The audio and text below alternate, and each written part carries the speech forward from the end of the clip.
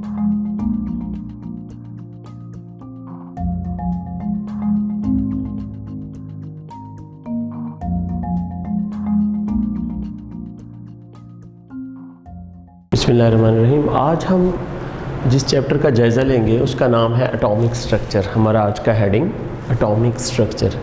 सबसे पहले इसमें हम सब एटॉमिक पार्टिकल का जायज़ा लेंगे कि एटम किन किन पार्टिकल से मिलकर बना है। उनमें इलेक्ट्रॉन, प्रोटॉन और न्यूट्रॉन जो कि फंडामेंटल पार्टिकल हैं, यहाँ हमारा कंसर्न मेनली इन तीन पार्टिकल के साथ होगा।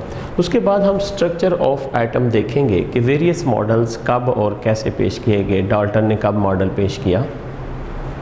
फिर उसके बाद हम देखेंगे रदरफोर्ड का एटॉमिक मॉडल देखेंगे, फिर हम बोहर का मॉडल देखेंगे, प्लांक्स क्वांटम थ्योरी के जायज़ा लेंगे और फिर हम इस चैप्टर में देखेंगे स्पेक्ट्रम किस तरह से हेल्प आउट करता है, various problem pertaining to the structure of atom हम किस तरह से सॉल्व कर सकते हैं। उसके बाद हम एक्स-रेज और एटॉमिक नंबर का जायज़ा लेंगे और फिर हम देखेंगे wave particle nature of matter क्या है, किस तरह ड्यूअल नेचर होती है मैटर की। Matter as a wave as well as a particle किस तरह बिहेव करता है। फिर हम अनसर्टेनिटी प्रिंसिपल हाइजेनबर्ग ने दिया था कि एट द सेम टाइम हम किसी स्मॉल पार्टिकल का मोमेंटम और पोजीशन एक ही वक्त में एक्यूरेटली हम मेजर नहीं कर सकते। उसके बाद हम इलेक्ट्रॉनिक कॉन्फ़िगरेशंस का जायज़ा लेंगे वेरियस एटम्स में, किस तरह से हम इलेक्ट्रॉनों को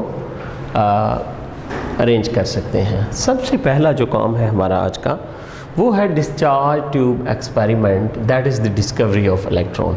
ठीक है, डिस्कवरी ऑफ इलेक्ट्रॉन जो है that belongs to discharge tube experiment. What is discharge tube? Discharge tube के बारे में हमें पता होना चाहिए। ये एक ग्लास की बनी हुई ट्यूब है, इसके अंदर दो इलेक्ट्रोड हैं।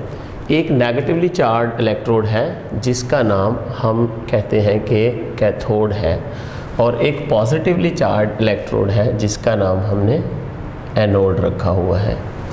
और इसमें एक बैटरी सप्लाई की जाती है जिसकी वोल्टेज बहुत हाई होती है, 5000 to 10,000 वोल्ट्स हम करंट अप्लाई करते हैं इसके अंदर। और ये जो डिस्चार्ज ट्यूब जो कि ग्लास की बनी हुई है, इसको हम एक वैक्यूम पंप के साथ अटैच कर देते हैं। इस वैक्यूम पंप का मकसद ये है कि यहाँ पे जो हमने गैस लेनी है उसके मिनिमम पार्टिकल रखे जाएं और inside the discharge tube pressure कम रखा जाए। ठीक है, और कितना प्रेशर एटलीस्ट होना चाहिए? 0.01 टार, यानी बहुत ही कम प्रेशर हमने यहाँ पे रखना है। प्रेशर कम रखने का एक मकसद ये भी है कि कम से कम पार्टिकल हो। और दूसरा ये एक प्रिंसिपल है डिस्चार्ज ट्यूब का, ये एक्सपेरिमेंट का प्रिंसिपल है ये कि जितने गैस के अंदर अगर आप नॉर्मल प्रेशर पे करंट गुजारेंगे तो करंट नहीं गुजरेगा। हाँ, अगर आप वेरी लो प्रेशर रखेंगे तो देन करंट गुजरेगा। अगर आपसे कोई पूछे व्हाट इज़ द प्रिंसिपल, तो हम कहेंगे कि gases are non conductor at ordinary pressure but conductor at very low pressure. Basically this experiment is conduction of current through a gas at very low pressure. ठीक है, तो discharge tube again देखें जी, यहाँ पे हमने गैस लेनी है, उसके ऊपर प्रेशर कम से कम रखना है और वोल्टेज बहुत हाई रखनी है। एज ए रिज़ल्ट क्या होगा, और दूसरा हमने वैक्यूम पंप की मदद से इसको एवैक्यूएट करना है और प्रेशर को कम से कम लेके आना है। ठीक है, जब करंट छोड़ा जाता है तो यहाँ से कुछ पार्टिकल निकलते हैं perpendicular to the surface of cathode. ठीक है, ये कुछ रेज निकलती हैं जो कि यहाँ पे आके ग्लो पैदा करती हैं। इसकी वॉल्स के ऊपर, ग्लास की वॉल के ऊपर आके ग्रीन किस्म की ग्लो पैदा करती हैं, यहाँ चमक पैदा करती हैं ये वाली रेस। ठीक है, और हमने इन रेस की कुछ प्रॉपर्टीज़ का जायज़ा लेना है और फिर इनको नाम देना है कि इनका बेसिकली नाम क्या है, ये है क्या चीज़, इनकी नेचर के बारे में हमने देखना है, किस तरह से इनकी स्पीड है, इलेक्ट्रिक और मैग्नेटिक फील्ड के मौजूदगी में ये किस तरह बिहेव करती हैं, और भी बहुत सी इसकी प्रॉपर्टीज़ अभी हम देखेंगे। Again discharge tube is a glass tube attached with two electrode, cathode and anode, and with also it is attached with a vacuum pump in order to evacuate the gas to lower the pressure inside the gas। Gas के अंदर हमने pressure कम से कम कर लिया, तो अब हम कहते हैं करंट गुजर गया जी। अब कैसे हुआ जी? सबसे पहली बात यह है कि यहाँ से कुछ रेज़ निकली, वो बिल्कुल 90 डिग्री पे थी, परपेंडिकुलर टू जो कैथोड की सरफेस है उसके बिल्कुल ये लाइन परपेंडिकुलर आ रही है। तो perpendicular to the cathode surface कुछ रेज़ निकली, इन रेज़ का नाम हमने कैथोड रखा हुआ है, because they are emitting from cathode. ठीक है जी। अब हम कैथोड की कुछ प्रॉपर्टीज़ का जायज़ा लेते हैं। कहते हैं जी इनके ऊपर नेगेटिव चार्ज होता है कैथोड रेज़ के ऊपर। ठीक है। ये दो साइंटिस्ट थे, एक जे पैरन था और एक साइंटिस्ट का नाम था जे थॉमसन। जे पैरन ने मैग्नेटिक फील्ड यहाँ पे अप्लाई किया।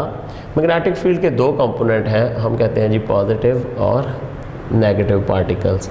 तो जब देखा गया तो कैथोड रेज जो थी वो पॉजिटिव की तरफ रिफ्लेक्ट हो रही थी। ठीक है। ये किसने एक्सपेरिमेंट किया? जे पैरन ने मैग्नेटिक फील्ड के इफ़ेक्ट का जायज़ा दिया। ठीक है जी। मैग्नेटिक फील्ड में देखा कि उसके पॉजिटिव कंपोनेंट की तरफ ये टर्न कर। फिर एक जे पैरन साइंटिस्ट था, जे पैरन। ठीक है जी। इसने ये मैग्नेटिक फील्ड का इफ़ेक्ट देखा और जे थॉमसन ने इलेक्ट्रिक फील्ड का इफ़ेक्ट देखा, तो भी ये पॉजिटिव की तरफ, यानी इलेक्ट्रिक फील्ड में भी ये पॉजिटिव की तरफ बेंड हो रही थी दीज रेज। तो इस यहाँ से इन्होंने कंक्लूड किया कि इनके ऊपर नेगेटिव चार्ज है। ठीक है। दूसरा, जब ये इस सरफेस पे पड़ती हैं आके ग्लास की, तो ग्रीन ग्लो पैदा करती हैं। ठीक है। ग्रीन चमक पैदा करते हैं ऑन ग्लास। कहता है यहाँ पे अगर आप कोई मेटल रख दें, ठीक है, लेट से हम एलुमिना रख देते हैं, Al2O3 जिसे हम कहते हैं, कोई और मटेरियल रख दें आप, एलुमिना रखेंगे तो इसकी चमक जो है वो रेड किस्म की हो जाएगी, इसका कलर रेड हो जाएगा। यानी ये कैथोड रेज की प्रॉपर्टी है कि they produce glow when they strike any material. ठीक है। कास्ट ए शैडो, इन्होंने क्या किया जी, एक स्मॉल सा पैडल व्हील यहाँ पे रखा, कैथोड रेज जा रही थी, उनके रास्ते में कोई ओपैक ऑब्जेक्ट, ठीक है, नॉन ट्रांसपेरेंट ऑब्जेक्ट जब रखी तो उसका शेडो यहाँ पे बना के, तो इसका मतलब था कि they are rays in nature. ठीक है। इन्होंने इसका शेडो बना दिया। शेडो रेज बनाती है ना, रेडिएशन लाइक नेचर है इसकी, तो लाइट नेचर इसकी साबित हुई। They cast a shadow, it mean इनकी nature is like that of light. ठीक है। फिर इन्होंने क्या किया, इसकी मटेरियल पार्टिकल एस्टेब्लिश करने की, मटेरियल पार्टिकल नेचर देखने की कोशिश की। तो क्या किया, कहते हैं एक इन्होंने बिल्कुल फ्री किस्म का एक पैडल व्हील या फिरकी जिसे हम कह सकते हैं, वो इनके रास्ते में रखी। ये जब कैथोड रेज इसके ऊपर स्ट्राइक करती हैं तो ये पैडल व्हील घूमना शुरू कर देता है। तो इसका मतलब ये है कि ये एनर्जी और मोमेंटम को शिफ्ट कर रहे हैं, इनकी पार्टिकल नेचर है। ठीक है। तो पार्टिकल नेचर या मटेरियल नेचर इन्होंने इस्टेब्लिश की कि इसके रास्ते में एक पैडल व्हील को रखा जो कि घूमना शुरू हो गया। तो इसका मतलब ये था कि इनके वेलोसिटी और mv यानी इनके अंदर मोमेंटम, मैस और वेलोसिटी दोनों यानी मोमेंटम मौजूद है, जो कि पार्टिकल की नेचर है, आपको पता है। प्रोडक्शन ऑफ एक्स रेज, जब इन एक्स रेज इन कैथोड रेज के रास्ते में कोई बड़ी मेटल, हाई एटॉमिक नंबर वाली मेटल या heavy metal as an anode रखी जाए, ठीक है, या जिसको हम एंटी कैथोड का भी नाम दे सकते हैं, यहाँ पे कोई और मेटल रख दी जाए इनके रास्ते में, तो ये एक्स रेज पैदा करते हैं। ठीक है। ये भी कैथोड रेज की नेचर है कि जब इनके रास्ते में कोई हेवी मेटल रख दी जाए तो ये मेटल के इलेक्ट्रॉनों को नॉक करते हैं और फिर वो इलेक्ट्रॉन वापस आते हैं, जिसके नतीजे में स्मॉल वेवलेंथ की, वेरी स्मॉल वेवलेंथ की रेडिएशन निकलती हैं, जिनको हम एक्स रेज का नाम देते हैं। ठीक है। कहता है कैथोड रेज जिस चीज़ के ऊपर पड़ती हैं उसको हीट अप कर देती हैं। ठीक है। They cathode rays produce heat when strike an object. इसके अलावा they can ionize gases, cathode rays की ये भी प्रॉपर्टी है कि अगर किसी मैटर के ऊपर पड़ती हैं कि उसके इलेक्ट्रॉनों को नॉकआउट कर सकती हैं और उसमें इलेक्ट्रॉन भी ऐड करती हैं, यानी इलेक्ट्रॉन की एडिशन रिड्यूसिंग इफेक्ट हो जाएगा। और अगर किसी पार्टिकल या इनके रास्ते में कोई गैस पार्टिकल मौजूद है, हम गैस का लफ्ज़ इस्तेमाल करते हैं, बार बार मैं कह रहा हूँ गैस गैस, तो गैस मीन जो भी मटेरियल आप इस हाई वोल्टेज पे यहाँ पे रखेंगे तो वो गैस में चेंज हो जाता है, इसलिए मैं बार बार गैस का लफ्ज़ इस्तेमाल कर रहा हूँ। जो भी गैस इनके रास्ते में आएगी उसमें उसके इलेक्ट्रॉन को निकाल देंगे, जिसकी वजह से हम कहते हैं कि इनके अंदर आयनाइजेशन ऑफ गैस करने का मतलब इफ़ेक्ट है, या इनके अंदर गैसेस को आयनाइज करने की पावर है। और फिर दूसरा ये इलेक्ट्रॉन ऐड भी कर सकते हैं, that is called their reducing effect. और इन दोनों प्रोसेस में ये केमिकल चेंज काज करते हैं। Chemical change is all about electrons, ठीक है। फिर अगर आप इनकी स्पीड देखें तो that is equal to the speed of light. याद रखें, इलेक्ट्रॉन्स की स्पीड जो है लाइट की स्पीड के इक्वल होती है। और फिर हम जब देखा गया इनकी चार्ज टू मास रेशो देखी गई तो वो इतनी ही थी जितनी के इलेक्ट्रॉन की आ रही थी। तो फिर अल्टीमेटली इन्होंने ये नतीजा निकाला कि ये जो कैथोड रेज की सारी प्रॉपर्टीज़ हैं basically charge to mass ratio के बाद इन्होंने इस्टेब्लिश किया तो कि कैथोड रेज तो इनफैक्ट इलेक्ट्रॉन्स हैं। फिर इन्होंने मटेरियल चेंज किया जी। यहाँ पे लेट्स से अगर पहली दफ़ा हाइड्रोजन गैस ली थी तो अब इन्होंने नाइट्रोजन गैस ले ली, फिर इलेक्ट्रॉन निकले। फिर इन्होंने कैथोड रेज से निकलने वाली ये वाली जो रेज है कैथोड से निकलने वाली, इनकी प्रॉपर्टीज़ का जायज़ा लिया तो ये तमाम प्रॉपर्टीज़ रिपीट हुई। फिर उन्होंने मटेरियल चेंज किया तो फिर ये तमाम प्रॉपर्टीज़ रिपीट हुई। तो इसका मतलब क्या था? इसका मतलब इन्होंने ये निकाला कि हम जो भी गैस यूज़ कर रहे हैं तो कैथोड रेज हर दफ़ा सेम आ रही हैं, ठीक है। कैथोड रेज यानी कि नेचर ऑफ द गैस पे डिपेंड नहीं कर रही। तो इन्होंने कहा कि बेसिकली हर मटेरियल के इलेक्ट्रॉन एक जैसे होते हैं। दैट इज़ वाई कि nature of the cathode rays change नहीं हो रही। हालांकि हम गैस और इनसाइड द डिस्चार्ज ट्यूब हम डिफरेंट मटेरियल के साथ जा रहे हैं, लेकिन फिर भी हमें ये पता चला कि तमाम मटेरियल के इलेक्ट्रॉन जो हैं वो एक जैसे होते हैं। तो इस यहाँ से हमने ये इस्टेब्लिश किया कि हम जितनी मर्ज़ी गैसेस यहाँ पे चेंज कर लें, हर दफ़ा कैथोड रेज की प्रॉपर्टीज़ सेम रहती हैं। इसका मतलब ये है कि जितने भी हमारे पास एलिमेंट हैं, मैटर है, उनके अंदर सब्सटेंसेस हैं, उनके अंदर जो इलेक्ट्रॉन हैं वो एक जैसे हैं। इट मीन्स कि इलेक्ट्रॉन तमाम मटेरियल के सिमिलर हैं। दैट इज़ वाई कि nature of cathode rays never changes with the change of gas.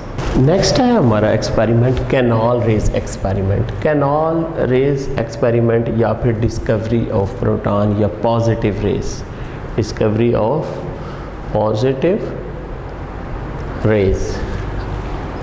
हमने फिर वही डिस्चार्ज ट्यूब ली। डिस्चार्ज ट्यूब आपको पता है cathode, anode, high voltage 5 to 10,000 volts, pressure very low 0.01 टार।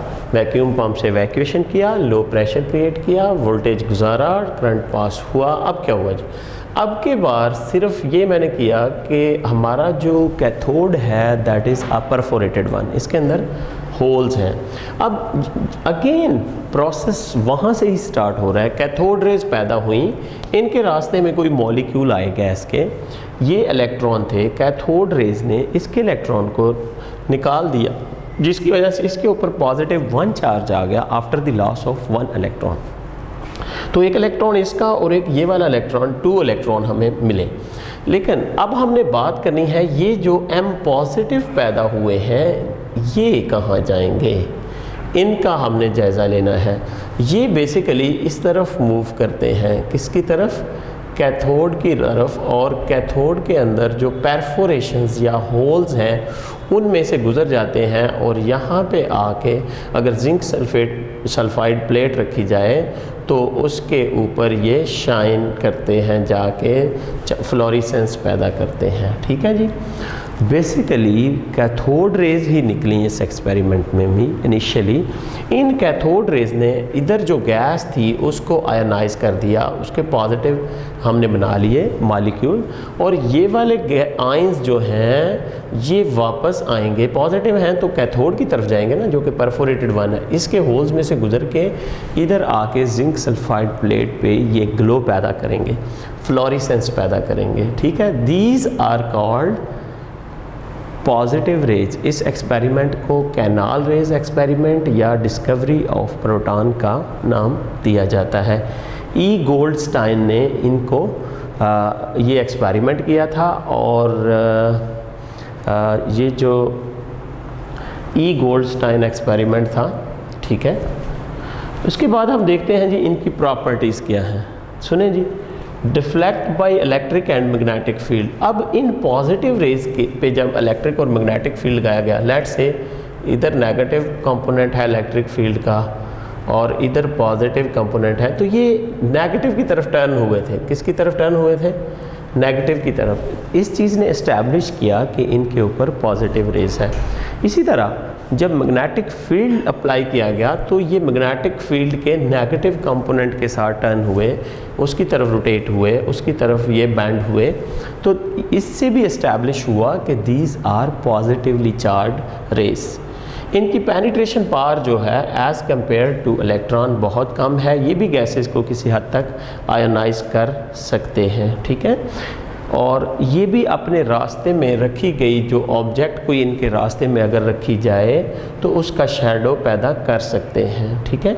जब इनकी चार्ज टू मास रेशियो देखी गई तो वो इलेक्ट्रॉन से बहुत कम आ रही थी। उसकी वजह क्या थी कि सबसे स्मॉल जो पॉजिटिव रेज हमने हासिल की, यानी किसी चीज़ को, किसी गैस को आयनाइज करके, तो वो हाइड्रोजन थी, लेकिन स्टिल वो हाइड्रोजन के पॉजिटिव रेज भी 1836 टाइम, आपको पता है इलेक्ट्रॉन से इसका मास ज़्यादा है। इलेक्ट्रॉन के मास से ये लेट से ये इलेक्ट्रॉन का मास, आपके बार हमने प्रोटॉन रखा हुआ है, तो 1836 टाइम EM वैल्यू इनकी कम आई क्योंकि इनका मास ज़्यादा था, और ये सबसे कम इनकी वैल्यू थी फॉर हाइड्रोजन, ठीक है। नेचर ऑफ द गैस, इन्होंने कहा जी जब हम nature of the gas change करते थे तो पॉजिटिव रेज की नेचर चेंज हो जाती थी। उसकी वजह क्या थी कि हर गैस से बनने वाला पॉजिटिव आयन डिफरेंट होता था और उसकी EM भी डिफरेंट होती थी। क्यों? उसका कार्बन से बनने वाला जब हम कार्बन से बनने वाले आयन की चार्ज टू मास रेशियो देखेंगे तो हम उसको 12 से डिवाइड करेंगे, तो अब 12 से जब डिवाइड होगा तो वैल्यू बहुत छोटी आएगी। और याद रखिएगा पॉजिटिव रेज के लिए सबसे बड़ी value for hydrogen atom I थी, ठीक है। इनकी स्पीड जो है 1/10 time less than the speed of electron होती है, और ये जिंक सल्फाइड प्लेट पे फ्लैशेस पैदा करते हैं। और एक बात इस्टेब्लिश हुई, द नेचर ऑफ, याद रखें, द नेचर ऑफ प्रोटॉन, या यू कैन से ले पॉजिटिव रेज कर लिखें तो ज़्यादा अच्छा, the nature of positive raise depend upon the nature of the gas used, nature of the gas, ठीक है। जो गैस आपने यूज़ की है उस पे डिपेंड कर रही है nature of the positive raise. अभी हम कुछ MCQs का जायज़ा लेते हैं। Cathode rays can pass through a thin foil of gold, platinum, steel, iron, तो यकीनन गोल्ड फॉयल से ये गुजर जाती हैं कैथोड रेज, ठीक है। Nature of positive rays depends upon, किस पर डिपेंड करती है? Nature of the gas, nature of the cathode, nature of the discharge tube, none of this.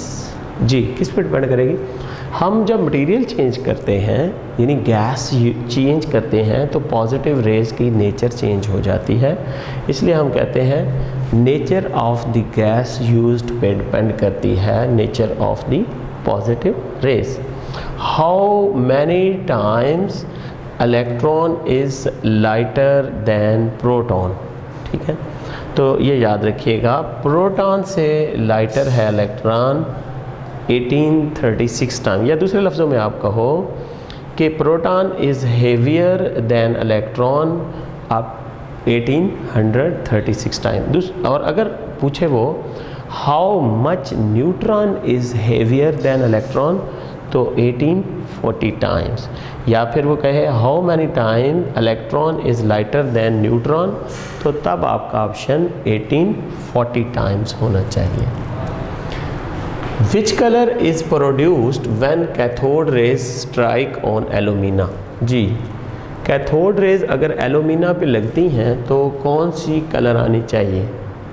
तो रेड। और अगर ग्लास पे लग जाए तो याद रखिएगा ग्रीन कलर आ जाता है। ठीक है, नेचर ऑफ द मटेरियल पे डिपेंड करता है किस मटेरियल पे आप स्ट्राइक करवा रहे हैं।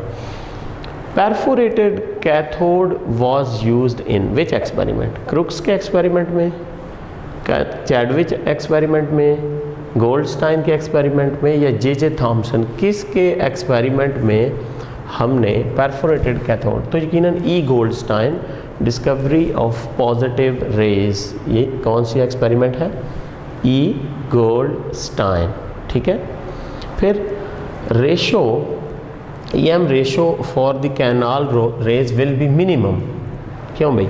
कैनाल रेज एक्सपेरिमेंट में मिनिमम रेशो कब होगी? चार्ज टू मास रेशो कम से कम किसके लिए होगी? नाइट्रोजन के लिए, हीलियम के लिए, ऑक्सीजन के लिए या हाइड्रोजन के लिए? तो यकीनन आप जब हाइड्रोजन के साथ एक्सपेरिमेंट कर रहे होंगे तो हाइड्रोजन पहले टूट के H पॉजिटिव बनाएगा, तो ये सिर्फ रह जाएगा प्रोटॉन, और सबसे कम मास वाला यही पार्ट एटम होगा जिसके लिए हम पॉजिटिव रेज की नेचर चेक करेंगे। जब E को आप फिर भी ये याद रखिएगा, ये EM रेशो जो है इलेक्ट्रॉन से 1836 टाइम कम होगी, क्योंकि इलेक्ट्रॉन के हम 1 से, लेट से इलेक्ट्रॉन 1 है अगर रिलेटिव चार्ज, तो हम मास उसका 1 से डिवाइड कर रहे हैं, जबकि इन केस ऑफ प्रोटॉन जो कि इलेक्ट्रॉन से 1836 टाइम हेवियर है, तो इसकी EM वैल्यू जो होगी वो क्या होगी? कम हो जाएगी। सबसे कम किसके लिए आएगी? हाइड्रोजन के लिए, याद रखिएगा हाइड्रोजन के लिए। अब एटॉमिक स्ट्रक्चर हम डिस्कस कर रहे हैं, डिस्कवरी ऑफ न्यूट्रॉन की हम बात करेंगे। एक्सपेरिमेंट क्या किया इन्होंने? एक रेडियो एक्टिव एलिमेंट लिया जिससे अल्फ़ा पार्टिकल निकल रहे थे, लाइक दैट ऑफ प्लोनियम ले लिया इन्होंने। प्लोनियम में से अल्फ़ा पार्टिकल जो थे वो निकल रहे थे, तो उनको इन्होंने beryllium as a target metal इस्तेमाल किया, और ये जो अल्फ़ा पार्टिकल जो कि हीलियम न्यूक्लियाई होते हैं, इनका मास 4 होता है, पॉजिटिवली 2 चार्ज आयंस होते हैं ये। हीलियम पार्टिकल जब स्ट्राइक करते हैं ब्रिलियम के ऊपर तो कार्बन न्यूक्लियाई बन जाता है, यानी एक एलिमेंट किसी दूसरे एलिमेंट में कन्वर्ट कर सकते हैं हम। तो ये जब बम्बार्डमेंट की गई तो हमारे पास कार्बन बना और साथ एक न्यूट्रॉन निकला। जब इन्होंने इलेक्ट्रोमीटर के ऊपर इसको चेक किया तो इसका चार्ज जो था वो 0 आ रहा था। ठीक है, इस पर कोई चार्ज नहीं था, लाइक पॉजिटिवली और नेगेटिवली चार्ज आयन की तरह इसका कोई चार्ज नहीं आया। तो इन्होंने कहा जी ये इलेक्ट्रोमीटर इसको 0 शो करता है, ये इसका मतलब है न्यूट्रल पार्टिकल है, तो इसका नाम वहाँ से ही न्यूट्रॉन पड़ा। ठीक है, प्रॉपर्टीज़ अगर आप देखें, सबसे पहली वेरी क्रूशल इंपॉर्टेंट किस्म की इसकी प्रॉपर्टी है, जब एक न्यूट्रॉन डिके करता है तो व्हाट आर द प्रोडक्ट्स? याद रखिएगा, एक प्रोटॉन पैदा होता है और एक इलेक्ट्रॉन और एक ये न्यूट्रिनो, ना इसका कोई चार्ज ना इसका कोई मास है। ठीक है, ये क्या पैदा हुआ है जी? एक प्रोटॉन, एक इलेक्ट्रॉन और एक न्यूट्रिनो, जिसका ना पार्टिकल, जिसका ना कोई मास है ना कोई उसके ऊपर चार्ज है। डिके ऑफ न्यूट्रॉन ये है।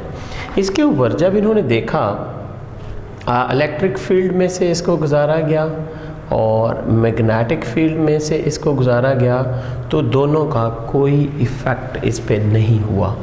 तो ये चीज़ इस्टेब्लिश हुई कि इसके ऊपर ना तो पॉजिटिव चार्ज है और ना ही नेगेटिव चार्ज है। ठीक हो गया जी, कोई चार्ज इस पे इस्टेब्लिश नहीं हुआ। पता नहीं, जब किसी गैस के ऊपर इसकी बम्बार्डमेंट की गई तो गैस बिल्कुल भी आयनाइज नहीं हुई। फिर इन्होंने इसकी पेनिट्रेशन पावर जब चेक की तो इसकी पेनिट्रेशन पावर जो थी बहुत हाई थी। क्यों भाई, आप किसी इलेक्ट्रॉन को किसी पार्टिकल पे मारेंगे तो उस मैटर के या उस सब्सटेंस के इलेक्ट्रॉन उसको रिपेल करेंगे, इलेक्ट्रॉन की पेनिट्रेशन पावर कम होती है। इस तरह पॉजिटिव रेस जो हैं वो भी किस चीज़ पे जब आप लगाएंगे तो उसके न्यूक्लियाई से रिपेल होकर वापस आ जाएंगी, ठीक है। तो लेकिन न्यूट्रॉन को ना कोई नेगेटिव ना कोई पॉजिटिव इसको हिंडर करता है। एज ए रिजल्ट इसकी पेनिट्रेशन पावर बहुत हाई होती है। Expel high speed proton from paraffin water and cellulose. जब न्यूट्रॉन की बम्बार्डमेंट की जाए किसी मटेरियल के ऊपर लाइक पैराफिन वाटर और सेलुलोज, उनका प्रोटॉन को ये उनके एक्सपेल कर देता है हाई स्पीड। न्यूट्रॉन बेसिकली दो तरह के होते हैं, एक स्लो न्यूट्रॉन होते हैं जो कि फिशन रिएक्शन में इस्तेमाल होते हैं, और दूसरे होते हैं फास्ट न्यूट्रॉन। ये जो फास्ट न्यूट्रॉन है इनकी एनर्जी 1.2 मेगा इलेक्ट्रॉन वोल्ट होती है, और इनकी निस्बत ये जो स्लो न्यूट्रॉन है ये ज़्यादा यूज़फुल है, जिनकी 1.1 इलेक्ट्रॉन वोल्ट एनर्जी होती है। इनको रेडियोथेरेपी में इस्तेमाल किया जाता है, स्पेशली कोबाल्ट जो है इसको कैंसर थेरेपी के लिए इस्तेमाल किया जाता है, इससे निकलने वाली बीटा रेज जो है। और उसके बाद स्पीड अगर आप इनकी देखें तो ये almost with the speed of light move कर रहे होते हैं, ठीक है। कोई चार्ज नहीं है, कोई डिफ्लेक्शन नहीं हो रही, गैसेस को आयनाइज नहीं कर पा रहे, पेनिट्रेशन पावर हाई है, प्रोटॉन को एक्सपेल कर देते हैं। न्यूट्रॉन दो तरह के हैं, फास्ट और स्लो हैं, स्लो वाले ज़्यादा बेनिफिशियल हैं। रेडियोथेरेपी कैंसर के लिए इस्तेमाल किया जाता है, इनको कैंसर सेल को किल करने के लिए। स्पीड इनकी उतनी है as that of the speed of light. और सबसे अहम बात, a neutron decays into a proton, a neutron and neutrino, एक ऐसा पार्टिकल जिस पे ना कोई चार्ज और ना कोई उसके ऊपर उसका मास होता है। एटॉमिक स्ट्रक्चर में हम अब देख रहे हैं comparison of the properties of some atomic particles. ये जो सब एटॉमिक पार्टिकल है इनके दरमियान एक हम कंपैरिजन देखते हैं, किस तरह से हम इनको कंपेयर कर सकते हैं इनकी प्रॉपर्टीज़ को। सबसे पहले हम देखते हैं जी डिस्कवरी एज कैथोड रेज हुई इलेक्ट्रॉन की, जबकि प्रोटॉन की एज कैनाल रेज हुई, और न्यूट्रॉन की bombardment of alpha particle on beryllium target, ठीक है जी। तो ये डिस्कवरी थी। अगर चार्ज देखा जाए तो इलेक्ट्रॉन पे नेगेटिव चार्ज होता है, प्रोटॉन पे पॉजिटिव, और न्यूट्रॉन पे कोई भी चार्ज नहीं होता। कैसे मूव करते हैं आपको पता है, ये अगर कैथोड है तो इसके परपेंडिकुलर मूव कर रहे होते हैं इलेक्ट्रॉन्स। लाइकवाइज इसकी ऑपोजिट और बिल्कुल perpendicular to the surface of cathode ये जो प्रोटॉन रेस या कैनाल रेस मूव कर रही होती हैं, जबकि न्यूट्रॉन में हम देखते हैं कि वो सीधे मूव कर रहे होते हैं स्ट्रेट, ठीक है, उनको कोई इफ़ेक्ट नहीं हो रहा होता। मोमेंटम अगर देखा जाए तो इलेक्ट्रॉन में भी मटेरियल नेचर की वजह से इसकी हम कहते हैं mv जो है ये मौजूद होती है, मास और इसकी वेलोसिटी जो कि मोमेंटम का काज बनती है। इसी तरह प्रोटॉन में भी ये मौजूद होता है, इसका मोमेंटम एज पार्टिकल, और ये न्यूट्रॉन में भी मौजूद होता है। अगर आप पेनिट्रेशन पावर की बात करें तो इलेक्ट्रॉन की लो होती है। वजह क्या है कि इलेक्ट्रॉन बेसिकली चार्ज पार्टिकल है, तो अगर जिस सब्सटेंस में भी आप इसको स्ट्राइक करोगे तो उसके इलेक्ट्रॉन इसको रिपेल करेंगे, जिसकी वजह से इसकी पेनिट्रेशन पावर लो। और इसी तरह प्रोटॉन की पेनिट्रेशन पावर भी लो होती है, क्योंकि प्रोटॉन भी आगे से रिपेल होता है, अगले सब्सटेंस के जो पॉजिटिव पार्टिकल्स होंगे, प्रोटॉन्स होंगे, वो इसको रिपेल करेंगे। जबकि in case of neutron penetration power बहुत हाई होती है। क्यों? न्यूट्रल पार्टिकल ना कोई पॉजिटिव स्टॉप करता है इसको, ना कोई नेगेटिव स्टॉप करता है। अगर आप देखें आयनाइजेशन पावर इसकी अगर देखें तो इलेक्ट्रॉन के अंदर ये मौजूद होती है, केमिकल इफ़ेक्ट करता है, ये रिड्यूसिंग इफ़ेक्ट रखता है, केमिकल चेंज काज करता है, आयनाइजेशन करता है, ये सारी आयनाइजेशन एनर्जी है इसके अंदर, ठीक है। इसी तरह प्रोटॉन के अंदर भी ये एबिलिटी है कि वो गैसेस को आयनाइज कर सकता है, लेकिन न्यूट्रॉन में ये एबिलिटी बिल्कुल भी नहीं है। जिसमें भी आप स्ट्राइक करेंगे ये उसमें से पेनिट्रेट कर जाएगा किसी पार्टिकल में।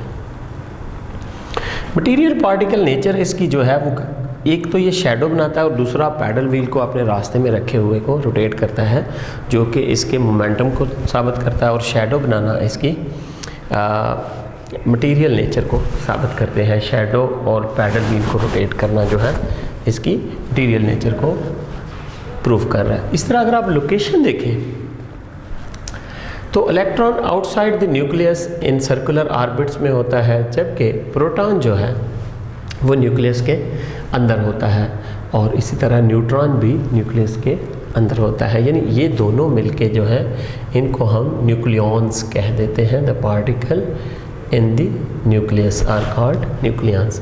अगर आप सिंबल देखें तो इलेक्ट्रॉन की सिंबल E है, प्रोटॉन की P है और न्यूट्रॉन की N है स्मॉल।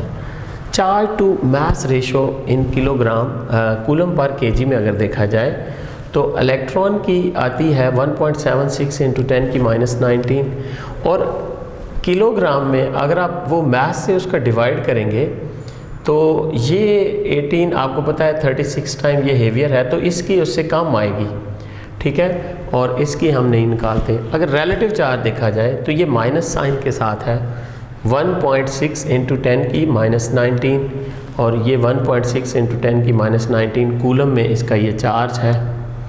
तो ये कह लें कि माइनस में है और ये पॉजिटिव में है, प्लस में है।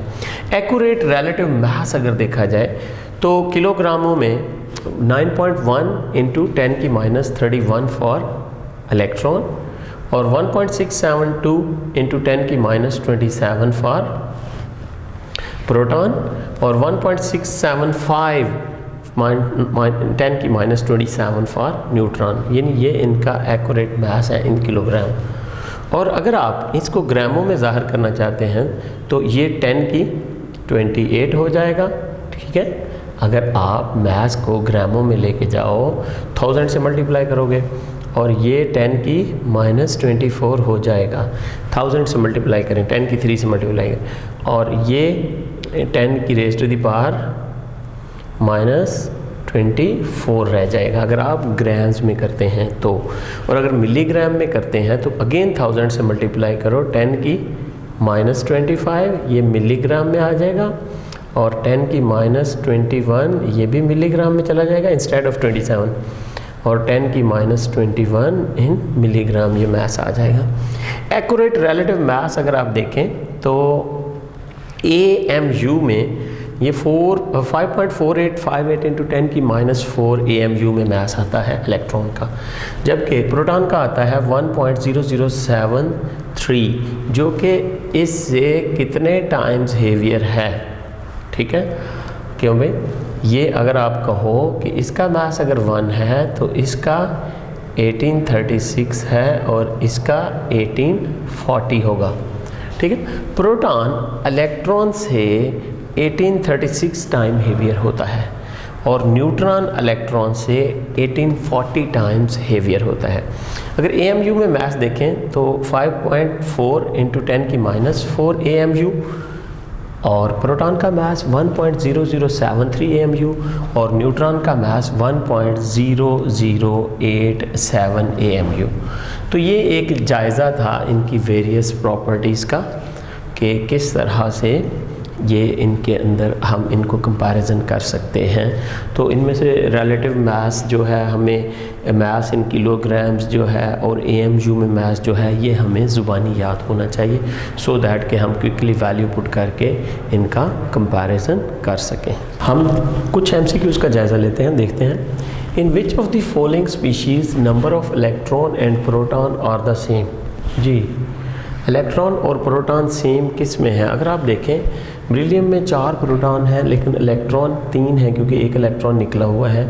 फ्लोरीन में भी आप देखो 9 इलेक्ट्रॉन है, 9 प्रोटॉन है लेकिन इलेक्ट्रॉन एक कम है, 8 इलेक्ट्रॉन है।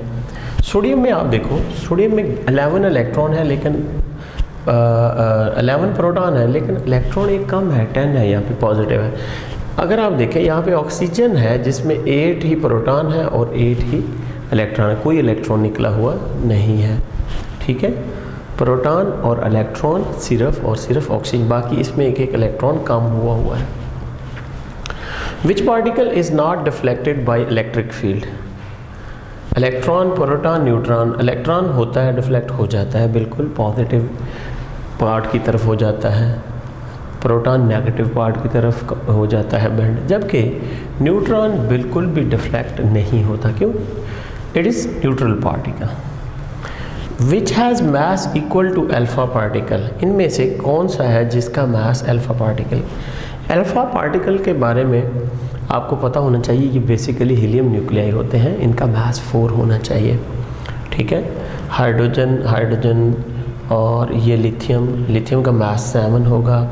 इसमें सिर्फ ये वाला पार्टिकल आएगा जो हीलियम एटम है, बेसिकली वो इसका मास 4 होता है। ठीक है, तो ये वाला आपका अल्फा पार्टिकल के इक्वल मास रखने वाला पार्टिकल होगा, that is helium atom.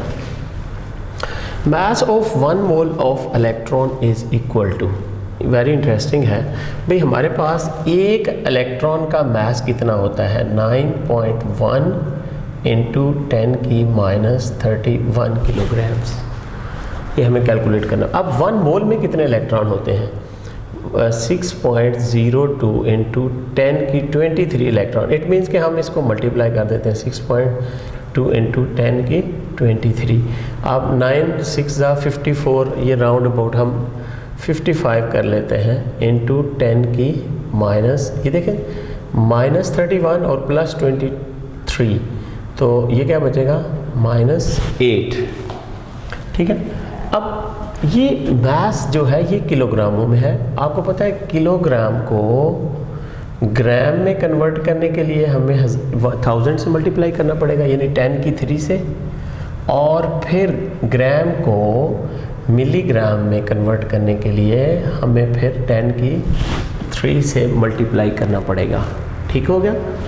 Kilogram को ग्रामों में और ग्राम को मिलीग्राम में, यानी 2 दफ़ा 10 की 3 से आप इसको मल्टीप्लाई करेंगे 10 की रेज़ टू द पावर 3। तो आपका आंसर आएगा 55 इंटू 10 की ये 6 अगर आप निकाल दो तो -2। ठीक हो गया?